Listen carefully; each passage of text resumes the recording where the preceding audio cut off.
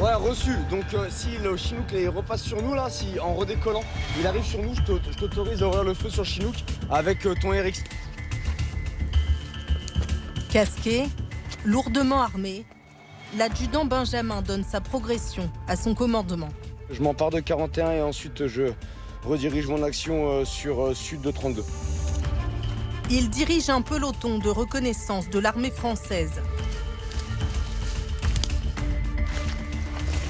À travers la taïga, non loin de la frontière russe, ils doivent ouvrir une brèche dans les lignes ennemies. Mais leur adversaire est redoutable, doté de moyens aériens importants.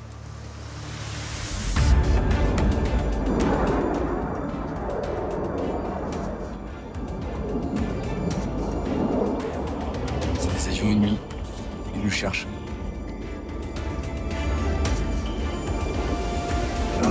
Le but, c'est de nous trouver. Le but, c'est de rester le plus à couvert possible pour pas être repéré par leurs caméras.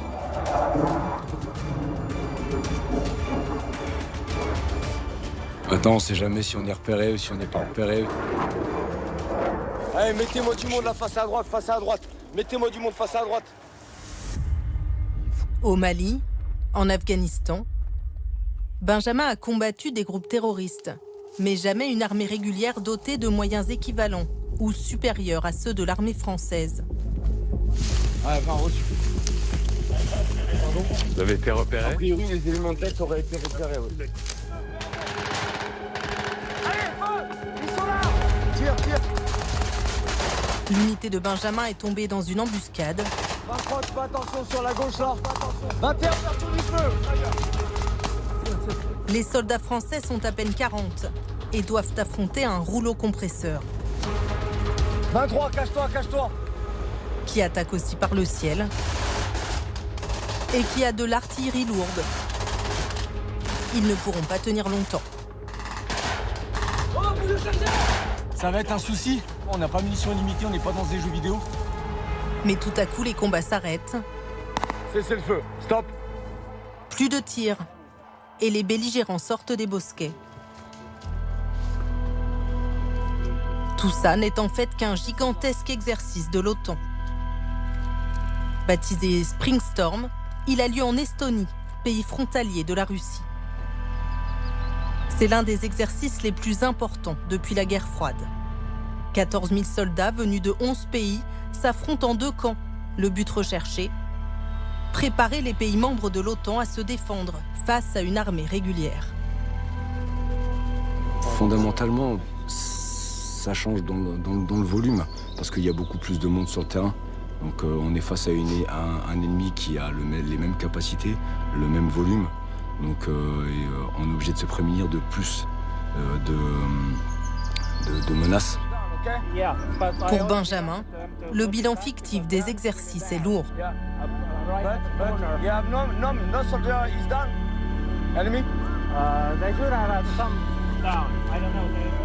J'ai perdu l'équivalent d'une vingtaine de soldats sur mes 40.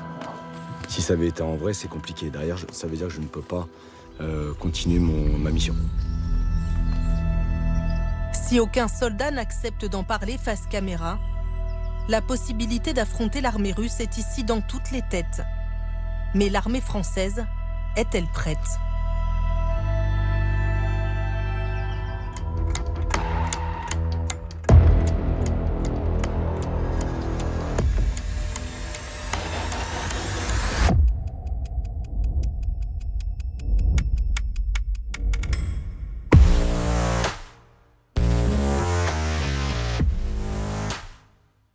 Voici le Charles Leclerc, le seul modèle de tank lourd de l'armée française.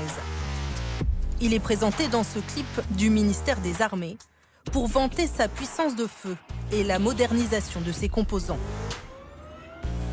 Les atouts du Leclerc, l'ingénieur Marc Chassillan les connaît bien. Il a participé à sa conception et lui consacre aujourd'hui des livres. L'idée, c'était de faire le meilleur char du monde. C'était ça le slogan de la fin des années 80. Et factuellement, nous y sommes arrivés. Quand le char Leclerc a été conçu, nous étions dans une posture de guerre froide. On a dit, il va falloir se battre à 1 contre 3. Pour se battre à 1 contre 3, il faut tirer plus vite et il faut tirer mieux que les autres. Et une des clés de la qualité du tir du Leclerc, c'est ce canon de 120 mm qui perce le blindage des chars adverses. L'un des chars les plus rapides au monde. Un véhicule conçu pour détruire des tanks russes, réclamé avec véhémence par les Ukrainiens. Mais la France n'a pas pu leur en livrer. L'armée française a réduit comme peau de chagrin sa flotte de chars à peu près 200 exemplaires. 200 chars ne vous permet pas d'avoir de réserve. Pour des raisons stratégiques, on ne pouvait pas se défaire de du peu de capacité dont nous disposions.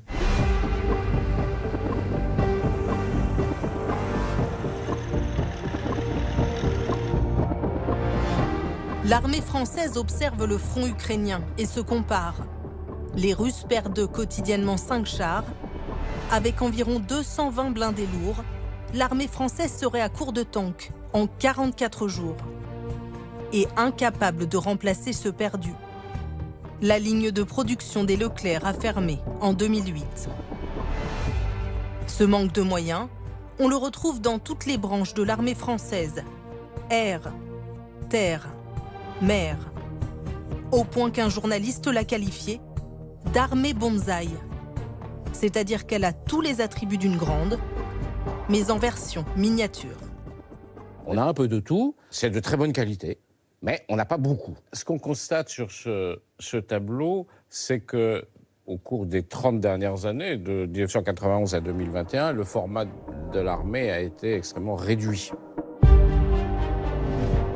Comment est-on passé de 1349 chars à 222 ou de 686 avions de combat à 254 en 30 ans?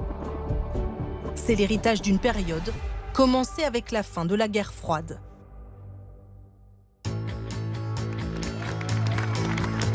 Thank you very much. Mr. Gorbachev, open this gate.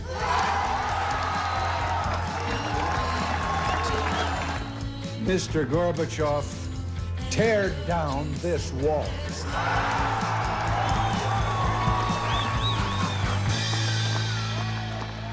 Après la chute du mur de Berlin et donc la fin de la menace soviétique, la France, comme tous les pays occidentaux, a cru que le risque de guerre en Europe était terminé, qu'on pouvait tranquillement encaisser les dividendes de la paix et que la mondialisation heureuse faisait disparaître cette menace. Ça explique la réduction globale du parc dans tous les domaines, que ce soit les chars, les avions ou les navires de surface. Commande annulée, baisse des effectifs dans l'industrie de l'armement, c'est aussi le moment où le service militaire est abandonné. En 1993, près de 100 villes nouvelles de France vont devoir apprendre à vivre sans leur régiment ou sans leur établissement d'armement. Jusqu'en 89, on dépensait à peu près 3% de notre produit intérieur brut pour la défense. En 2015, nous étions tombés à 1,4%, donc division de moitié. Il était normal de reconfigurer les choses. On ne pouvait pas rester avec la même armée. Ça aurait été absurde. On avait besoin d'une armée, on va dire, expéditionnaire, une armée plus réduite, une armée professionnelle, de meilleure qualité en termes de compétences, est disponible au coup de sifflet pour pouvoir être engagé dans les Balkans, au Moyen-Orient, en Afghanistan, en Afrique. C'est l'époque des OPEX, pour opérations extérieures. Tout nage en plein nord, jusqu'à la maison que tu as traitée. Les plus importantes ont lieu après le 11 septembre 2001, avec notamment l'opération Pamir en Afghanistan, Hartmann en Libye et Serval au Mali. L'ennemi n'est pas un État, mais un groupe terroriste ou une milice. Nous avions la supériorité aérienne, des moyens bien supérieurs, et nous arrivions à obtenir des résultats avec des pertes limitées. Face à la puissance de feu française, l'ennemi recourt à la guérilla.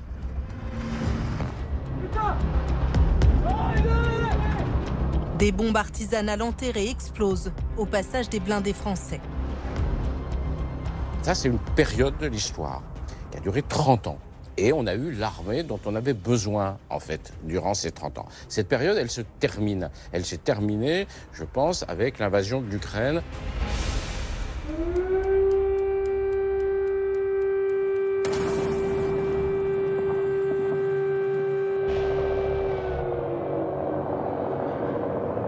Мною принято решение о проведении специальной военной операции.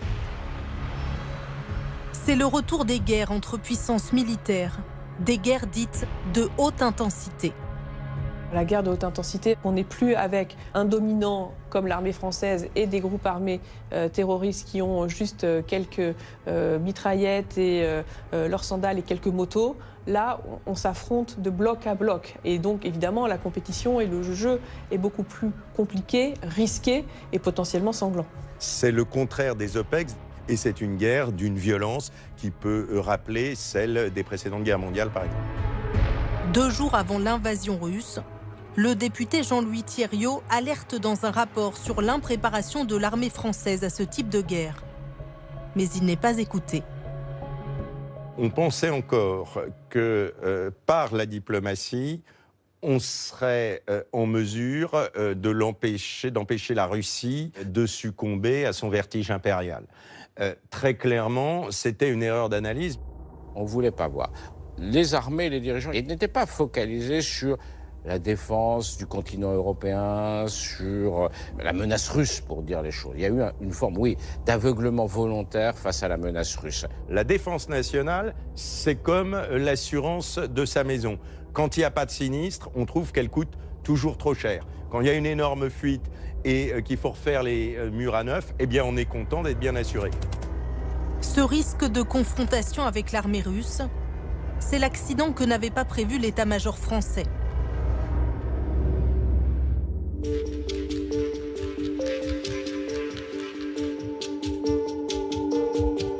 Cinq mois après le début de la guerre en Ukraine, les plus hauts gradés sont auditionnés à huis clos à l'Assemblée nationale. D'ordinaire si réticents à évoquer leurs faiblesses, les généraux décrivent ici sans filtre l'état de leurs troupes. Pas aptes à conduire une guerre de haute intensité. 20 années de conflits asymétriques ont réduit certaines capacités. Comme la défense sol-air, les drones, les feux, le renseignement ou les moyens de franchissement. Il faudrait un plancher de 225 avions afin de pouvoir remplir sereinement nos missions. Depuis 1945, la marine française n'a jamais été aussi petite qu'aujourd'hui. Nos stocks, notamment de missiles air-air, ne sont pas à un niveau suffisant. Nous arriverions assez rapidement à bout de chargeurs. Une armée à l'os. Et les chiffres donnent le vertige face à la menace russe. La France produit 100 000 obus par an, ce que tire parfois la Russie en 3 jours sur le front. Ce qu'on constate, c'est que la masse, le volume, ça compte. Combien vous êtes capable de mettre d'hommes sur le terrain? Combien vous êtes capable de fournir de coups d'artillerie par jour? On n'avait jamais imaginé de tirer des milliers d'obus par jour. On raisonnait en milliers. En Ukraine aujourd'hui, on compte en centaines de milliers. On est passé dans un rapport de 1 à 100. Un manque critique de masse humaine aussi. Actuellement, la Russie mobiliserait 420 000 combattants en Ukraine. La force opérationnelle terrestre française, elle, est de 77 000 soldats. Mais en cas de conflit, en raison des rotations, l'état-major dit pouvoir projeter environ 20 000 hommes seulement. L'armée pourrait ainsi tenir 80 km de front, par exemple pour défendre la Pologne. Car selon des projections militaires, il faut 5 000 hommes pour tenir 20 km de front. C'est des plans officiels. 4 brigades, une brigade 20 km, 4 x 20, 80. Voilà, c'est aussi arithmétique que ça. Ça fait mal parce que se dire que l'armée française tiendrait 80 km sur un front qui en fait plus de 1000, on se dit, oula, c'est pas génial. C'est clair que l'armée française toute seule n'arrêtera pas l'armée russe si elle perce le front ukrainien. Mais la France ne serait pas seule face à la Russie. Elle interviendrait au sein de l'OTAN. Une organisation militaire puissante, capable de mobiliser plus de 300 000 hommes et mieux équipée que la Russie. La France est aussi le seul pays de l'Union européenne à disposer depuis les années 60 de l'arme ultime, la bombe nucléaire. La France est un État doté d'armes nucléaires, et qu'en fait la dissuasion est au cœur de nos stratégies de défense. Et ça, il ne faut jamais l'oublier. Pour se défendre, la France n'a pas besoin de faire tuer 500 000 hommes. Avant, elle a une dissuasion. Une fois qu'on a dit ça, est-ce que la dissuasion nucléaire suffit pour répondre à toutes les menaces, à toutes les situations dans lesquelles on pourrait se trouver? La réponse était évidemment non. On peut se trouver confronté à des dizaines de situations dans lesquelles on a besoin de matériel, d'armement qui ne soit pas de l'armement nucléaire. Croire que ça nous protège de tout, mais c'est de la folie. Un constat qui a amené le président Macron à réclamer une montée en puissance de notre armement.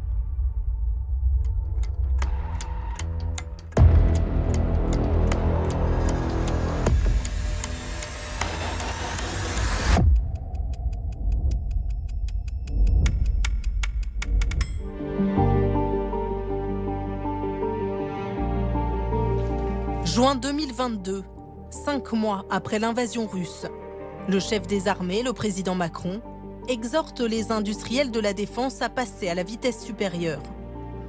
Mesdames et messieurs les dirigeants d'entreprise, nous entrons dans une économie de guerre, ce qui est un changement pour beaucoup d'entre nous. Soyons lucides, qui va nous obliger à investir davantage pour les États, à être plus exigeants avec les industriels pour ces derniers, à être encore plus innovants, plus rapides. Tout a changé. 2 ans après ce discours, est-on entré en économie de guerre? Autrement dit, notre industrie de l'armement produit-elle beaucoup plus vite et moins cher?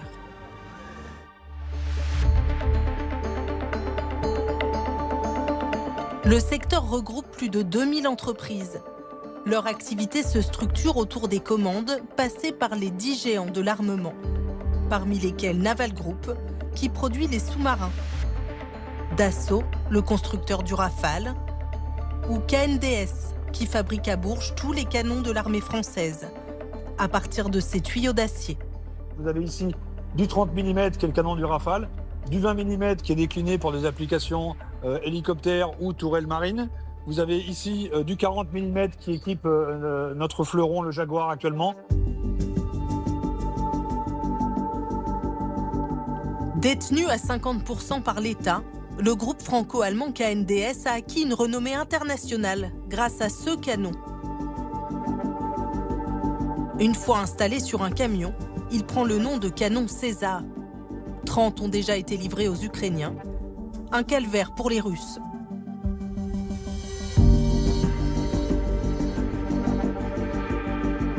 Il peut tirer 6 coups sur des cibles à 40 km en moins de 3 minutes et quitter les lieux, rendant les tirs de contre-batterie quasi inefficaces.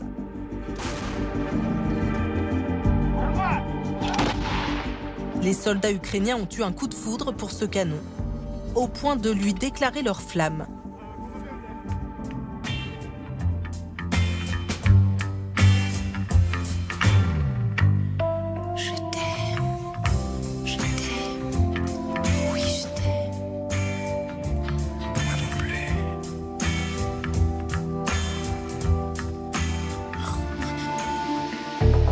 Pour livrer les Ukrainiens et l'armée française, KNDS a quadruplé sa production de César, passant de 2 à 8 par mois.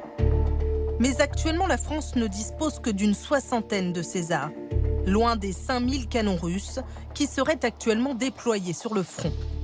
On est très très bon en France en termes d'industrie de défense, mais cette industrie, elle a été depuis 30 ans formatée pour produire presque comme de l'industrie du luxe. On produit des choses d'extrêmement bonne qualité, très chères, lentement et en relative petite quantité, comme l'industrie du luxe. Et tout d'un coup, on se dit, ah ben oui, mais il faut changer de modèle, il faut repasser à un modèle, on va passer du luxe au prêt-à-porter, quoi. Sur un autre site, Voici la machine qui produit les munitions de 155 mm du César. Elle tourne 24 heures sur 24. L'objectif, c'est de faire 100 000 obus par an sur l'ensemble des 3 unités que nous avons sur les sites de KNDS Armes France. 20% de ces obus sont destinés à l'armée française. Le reste partira pour l'Ukraine. De quoi tenir 4 jours sur le front. Pas de quoi livrer une guerre de haute intensité. Si vous voulez monter à 500 000 obus, qu'est-ce qu'il faudrait faire? Multiplier par 5 toutes les installations qu'on a chez nous sur le site. Ça, c'est possible. Tout est possible, mais encore une fois, c'est une question d'investissement et de financement. KNDS a déjà dépensé 300 millions d'euros pour augmenter ses capacités de production, mais refuse d'investir davantage sans financement de l'État. À cette impasse financière s'ajoute une autre difficulté. L'industrie peine à recruter. Vous avez des postes vacants? À peu près 18-20 postes qui sont vacants à date et sur lesquels on a des difficultés à trouver du personnel qualifié dans le domaine de la mécanique notamment. Une fois usinés, ces obus doivent être chargés en poudre à canon. Nouvel obstacle, comme les masques pendant la Covid, la France découvre qu'elle a abandonné cette production et qu'une des composantes essentielles de la poudre à canon vient de Chine. Hier, sans conséquence, on réalise que la défense de notre territoire dépend aujourd'hui d'un allié majeur de la Russie. Comme c'est un produit à faible valeur ajoutée qu'on ne s'attendait pas à avoir à produire en masse, on s'approvisionnait tranquillement en Chine. Aujourd'hui, la guerre en Ukraine commence. Curieusement, les Chinois ont cessé quasiment totalement de nous en vendre. Surpris une nouvelle fois, l'exécutif dans l'urgence tente de relocaliser cette production. En avril 2024, le chef des armées pose la première pierre d'une usine de poudre en Dordogne.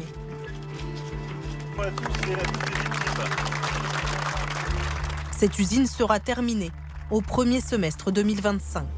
De 2017 à 2030, on aura doublé le budget de la défense, ce qui est absolument considérable. Malgré les slogans et un effort financier sans précédent depuis la fin de la guerre froide, on ne transforme pas un outil industriel complexe en quelques mois. L'économie de guerre telle que l'a enclenchée par exemple la Russie, on en est loin. L'usine de poudre de Bergerac produira 120 tonnes de poudre par mois, de quoi charger environ 7500 obus. Un volume à des années-lumière des productions russes, environ 250 000 obus par mois. Nous ne fabriquons plus seuls, ni en quantité suffisante l'intégralité du matériel militaire dont notre armée a besoin. Encore plus préoccupant, les nouveaux équipements en train d'être livrés à nos troupes sont pour certains inadaptés.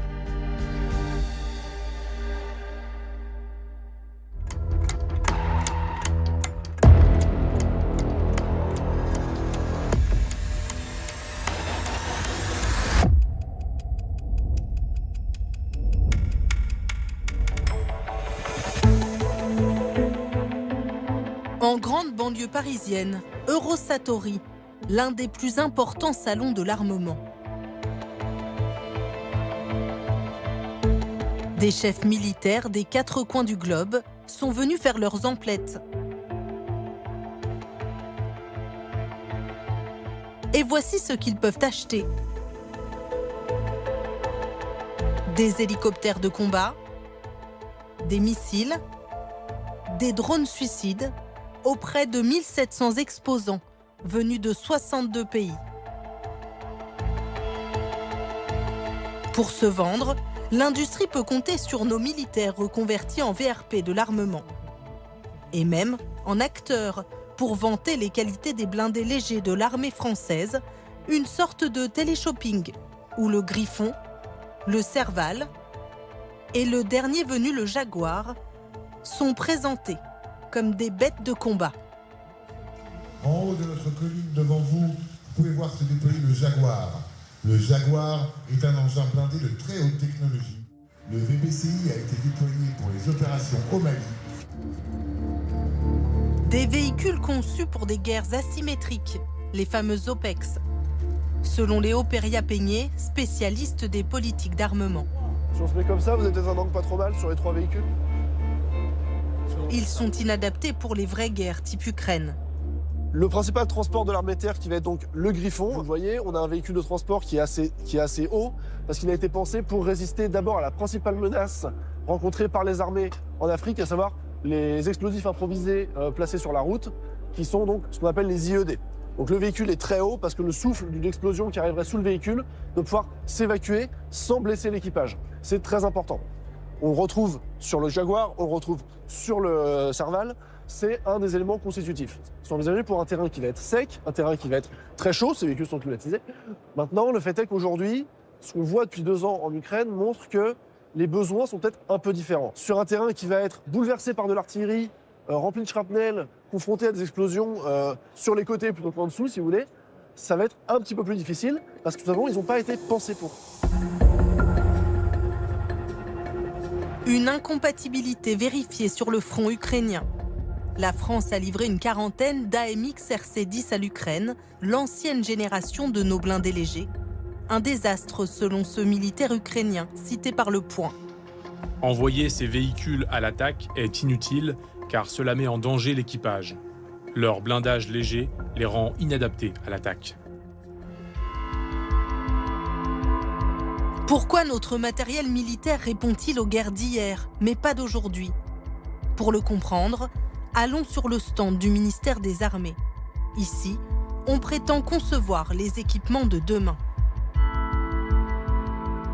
Au milieu trône ce drone, le Patroller avec ses 18 mètres d'envergure, un drone tactique destiné à guider les troupes au sol.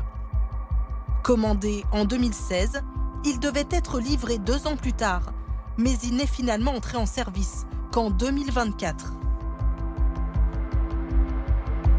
Un programme qui a déjà coûté 300 millions d'euros, ce qui plonge un peu dans l'embarras l'officier chargé des évaluations de ce drone.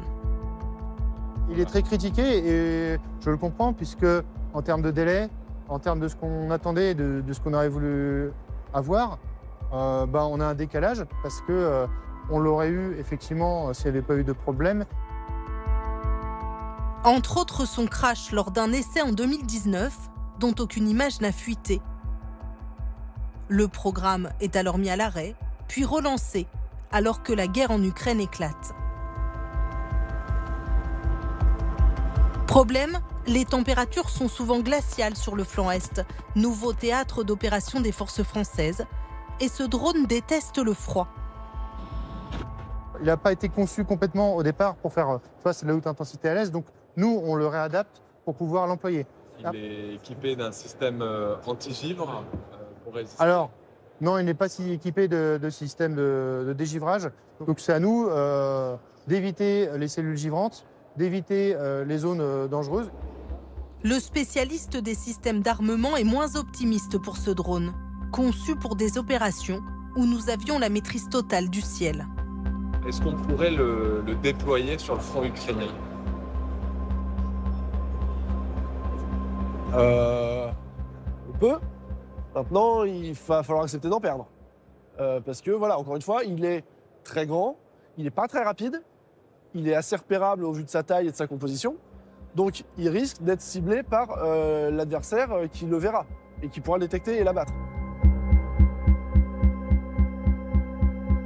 Pour Léo Peria-Peigné, une des explications du fiasco du Patroller s'explique en 3 lettres, DGA, pour Direction Générale de l'Armement, l'administration militaire chargée d'équiper nos forces.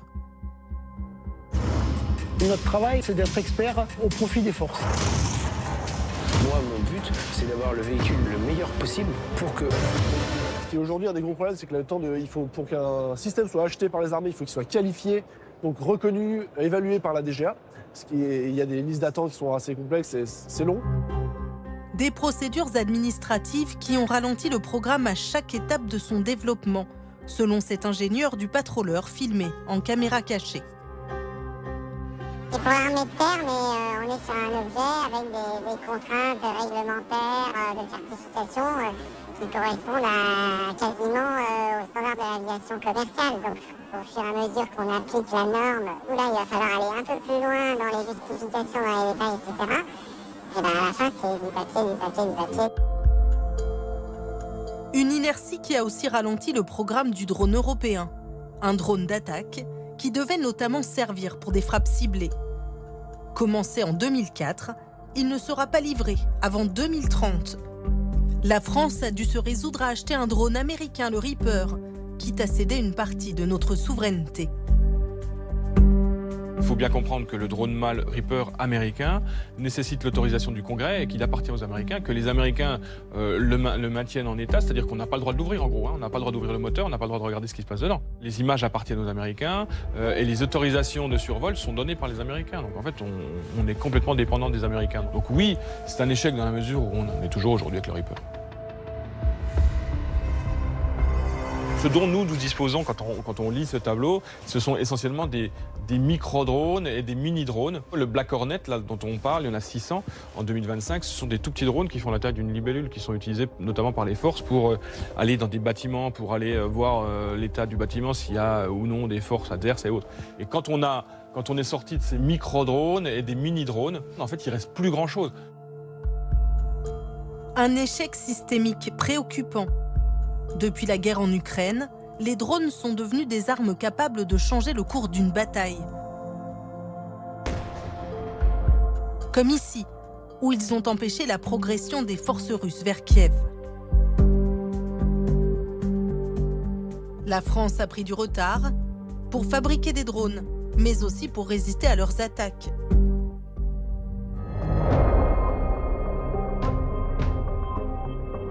Fin mai 2024, l'armée nous accueille au 501e régiment de chars dans le Grand Est.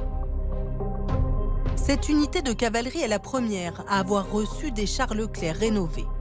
Autrement dit, nos blindés lourds conçus avant la guerre froide ont été modernisés pour être déployés sur les nouveaux champs de bataille. Rénové, le Leclerc a été rebaptisé Leclerc XLR. Sur le XLR, maintenant, on a une plaque contre-iodée qui a été installée sous le châssis. Donc c'est une plaque qui est incurvée. Si vous voulez monter.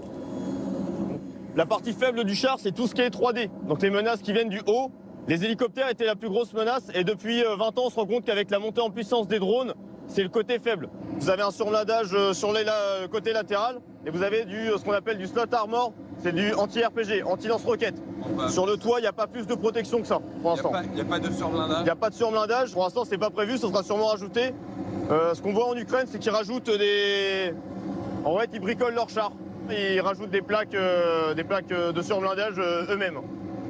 Quand le programme de rénovation du char Leclerc a été imaginé, nous étions dans une posture géostratégique complètement différente de celle que nous avons aujourd'hui. Les drones ne faisaient pas partie de la menace. Et donc, l'état-major a jugé qu'il y avait un seuil que l'on pourrait qualifier de minimal pour rénover le char Leclerc. Une rénovation limitée qui coûte pourtant 1,5 million d'euros par char.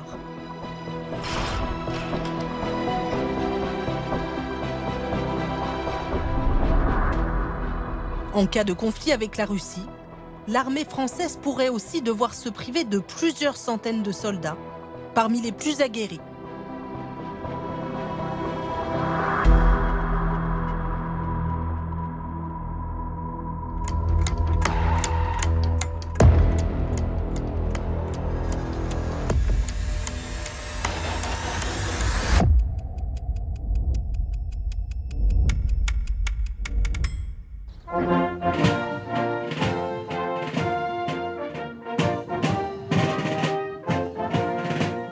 Au camp Raffaelli, les légionnaires du 2e régiment étranger de parachutistes ont le doigt sur la couture. Le chef d'état-major des armées passe en revue cette troupe d'élite. Afghanistan, Centrafrique, Mali et maintenant Europe de l'Est, cette unité est très souvent projetée pour régler des crises. C'est ainsi que les drapeaux de la Légion étrangère se sont couverts de gloire pour la France. Il y a une nécessité de se tenir prêt à tout, y compris à l'affrontement de haute intensité. 150 nationalités sont représentées dans la Légion. Parmi eux, selon les chiffres de 2022, 450 Russes et 710 Ukrainiens.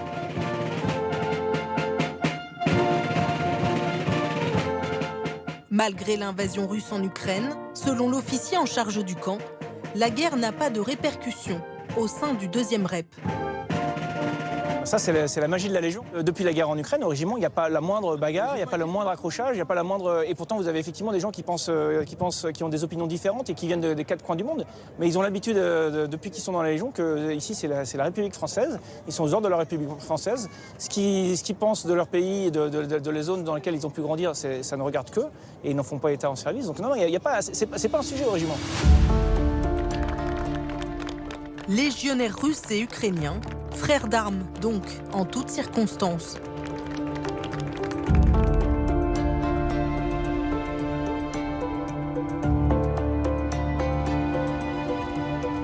Crâne tondu, regard de plomb, ce caporal-chef ukrainien raconte une toute autre histoire.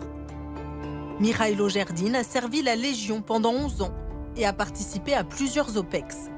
Ici, plusieurs décorations. Il y en a des médailles. Défense nationale d'or avec étoile de bronze. Mais en juillet 2022, suite à une altercation avec un légionnaire pro-russe, il est exclu de la Légion pour insubordination. Une sanction intervenue après des années de tensions au sein de la Légion entre pro-russes et pro-ukrainiens que sa hiérarchie tenterait de masquer, selon Mikhailo Zherdin. Ce qu'il fait, il juste cacher les problèmes, cacher les gros problèmes qui existent au 12e REP entre les légionnaires russes et ukrainiens. Il cachait le problème parce qu'il voulait garder la bonne image de son régiment. Légion, il y en a des sectes russes.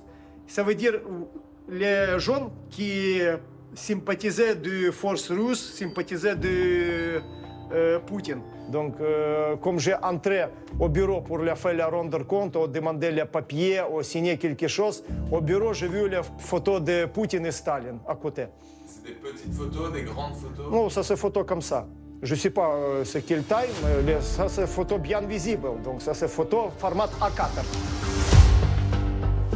D'autres légionnaires confirment l'existence de groupes pro-Poutine. Dans le bureau d'un des Russes, j'ai vu qu'il y avait des photos de Poutine. Et de Staline aussi. Le 24 février 2022, il y a beaucoup de Russes qui ont mis Z sur les véhicules, sur les motos, sur les sacs à dos, etc. Le symbole des blindés russes engagés dans l'invasion de l'Ukraine. Le drapeau de la Nouvelle-Russie, symbole des visées expansionnistes de Poutine, a même été planté dans un local du camp Rafaeli.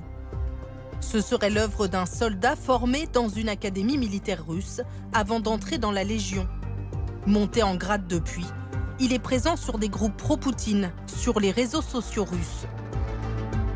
D'autres prennent la pose devant des drapeaux à la gloire de l'armée soviétique. Mikhailo Zherdin veut alerter sur leurs agissements. Il rencontre 2 de ses supérieurs hiérarchiques et enregistre leur conversation.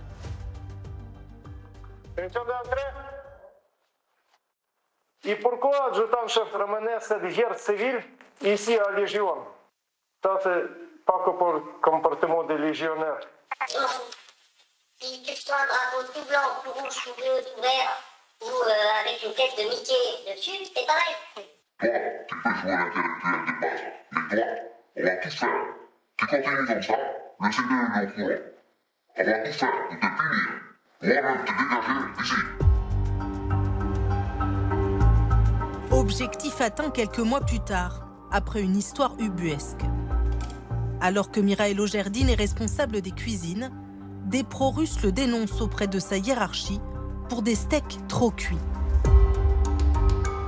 Steak haché, carbonisé, immangeable.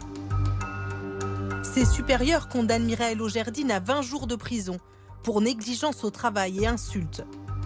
Le para refuse d'être incarcéré, une insubordination qui conduira à son exclusion. Voilà 2 steaks chef qui est en cours de préparation. C'était à peu près comme ça les 2 steaks? Oui. Pour ça, j'ai payé le gros facture. J'ai perdu les ballons, j'ai perdu les carrières, j'ai perdu tous les sens de ma vie. Le commandement de la Légion n'a pas souhaité réagir sur une affaire en cours. Mirail Augerdine espère lui toujours sa réintégration et se tient prêt. Si la France demain entrait en guerre contre la Russie, je suis prêt, engagé et faire le service pour la France. Parce que c'est le pays que j'adore. Les légionnaires russes auraient eux le droit de refuser de se battre. Cette affaire, qui pourrait sembler anecdotique, jette la lumière sur un problème bien plus profond.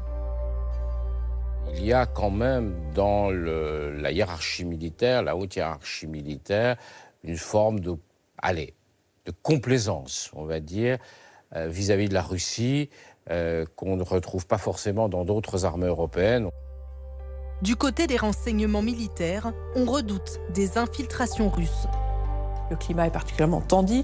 La DRSD qui est là pour fliquer, pour suivre, pour espionner ses propres troupes par des moyens parfois très intrusifs. Il y a des rappels, des mises en garde qui sont faits aussi de tous les grades à ces questions d'influence, d'infiltration, d'espionnage. Un lieutenant-colonel français aurait ainsi transmis des informations sur l'OTAN au service russe.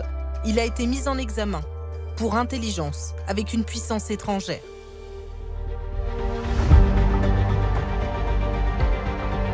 Face à la menace russe, la France n'est pas la seule à remettre son armée à niveau. Les 31 autres pays de l'OTAN ont lancé des programmes de réarmement.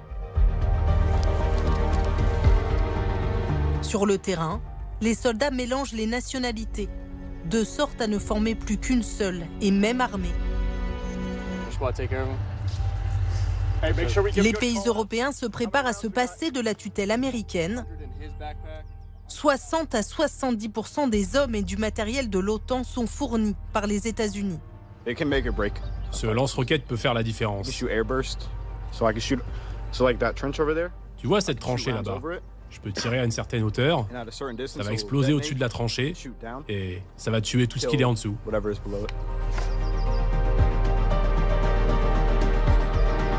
Avec Donald Trump au pouvoir, les États-Unis pourraient drastiquement diminuer leur contribution, laissant la France et ses alliés européens seuls face à la Russie.